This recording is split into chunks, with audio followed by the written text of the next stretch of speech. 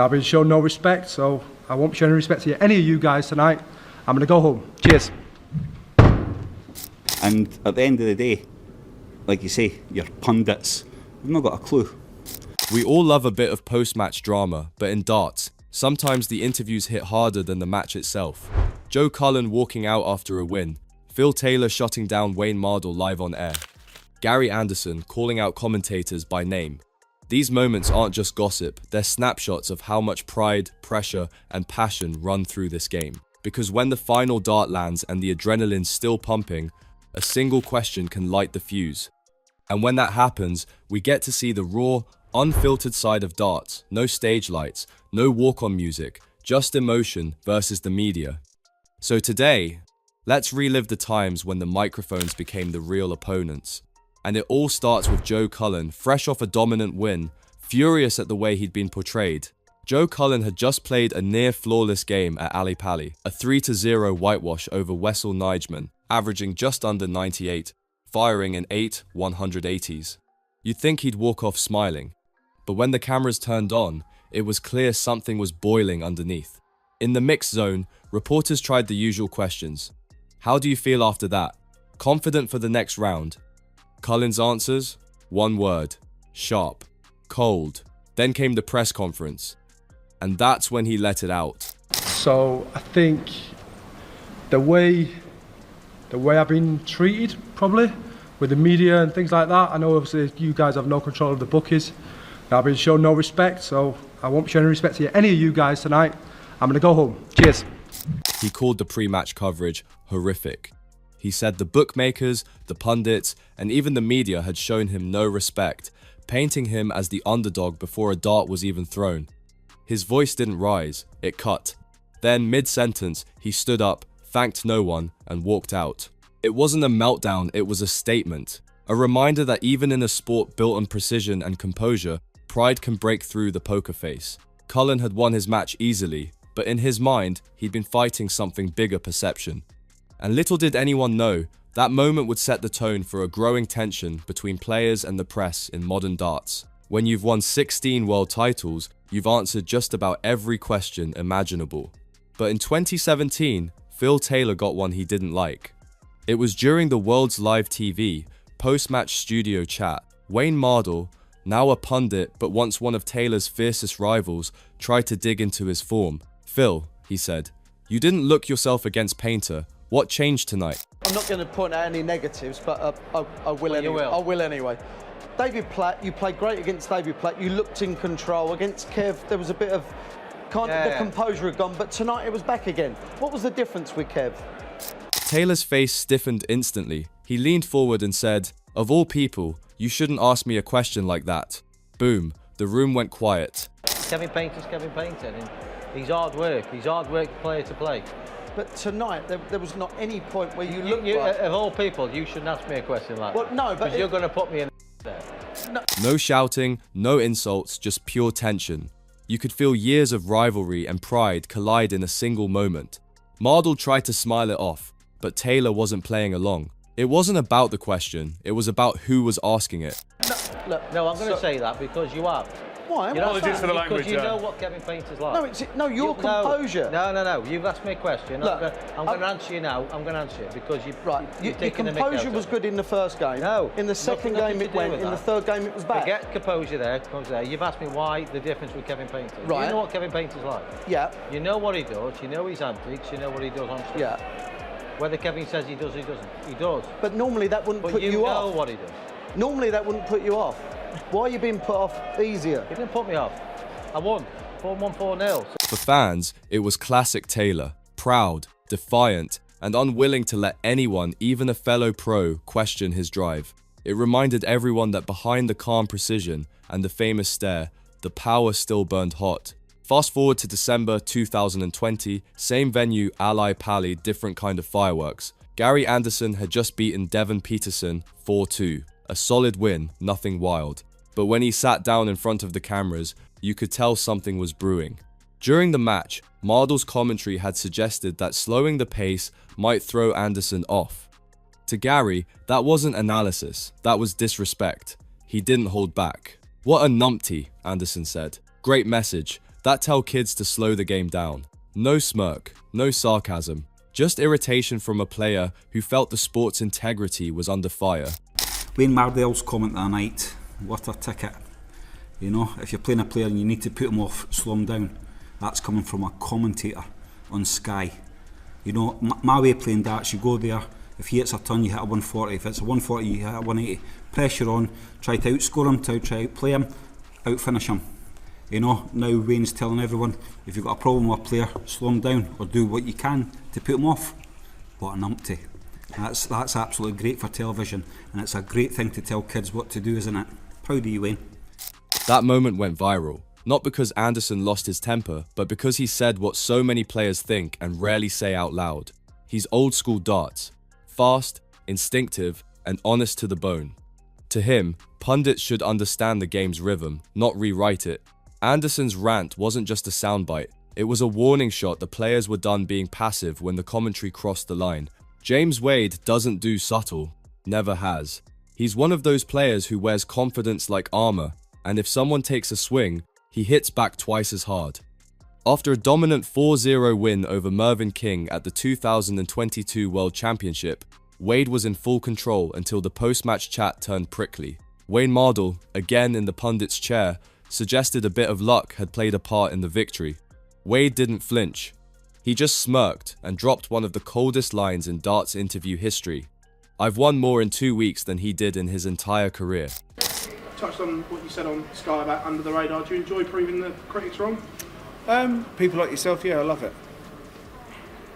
And Wayne Mardle, I love proving him wrong. Love proving him wrong.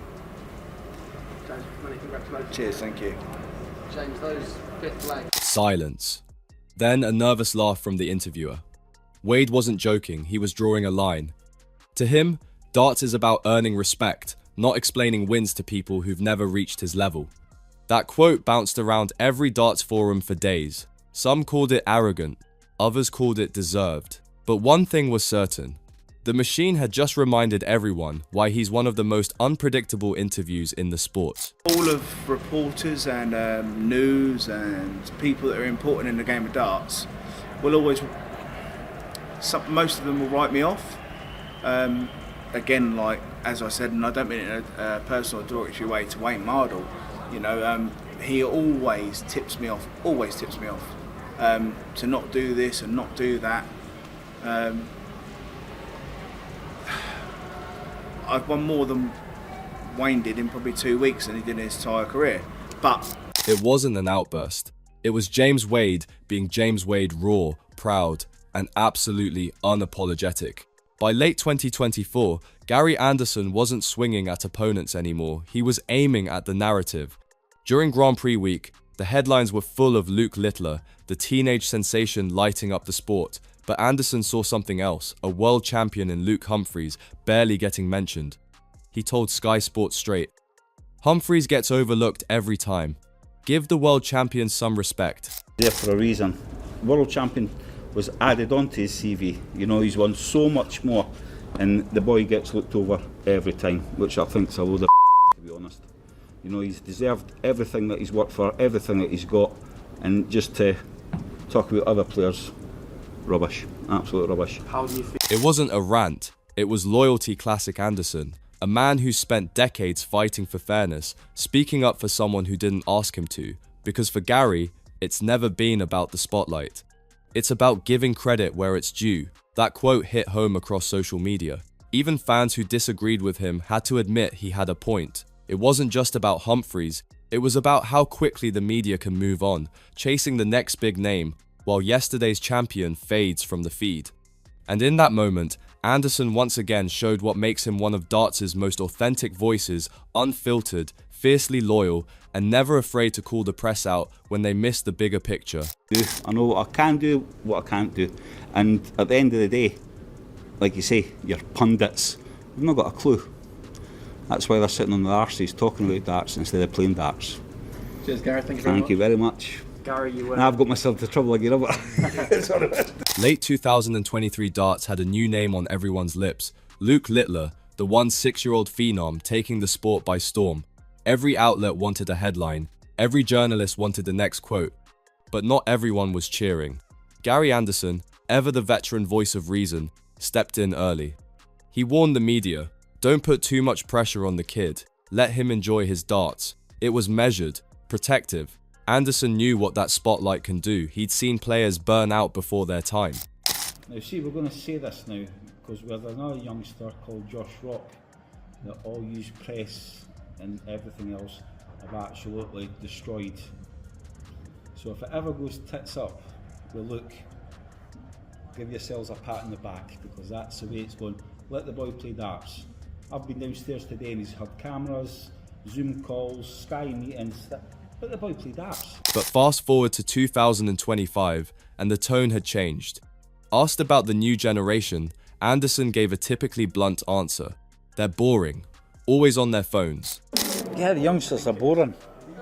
Absolutely boring. You talk to them, they're too busy looking at their phone.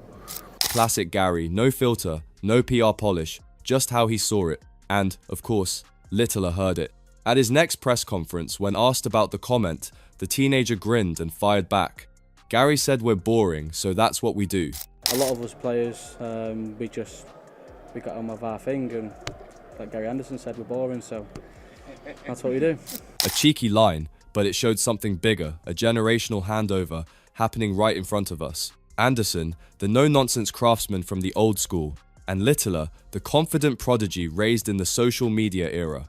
Two worlds colliding not in anger, but in attitude. It was the kind of back and forth that showed darts isn't just evolving on the stage. It's evolving in how players handle fame, pressure, and the ever-hungry media machine. As Littler's rise continued, so did the scrutiny.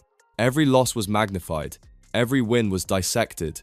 Pundits debated whether the hype was hurting him, and reporters, some of the same ones who built him up, started to question if he could handle it.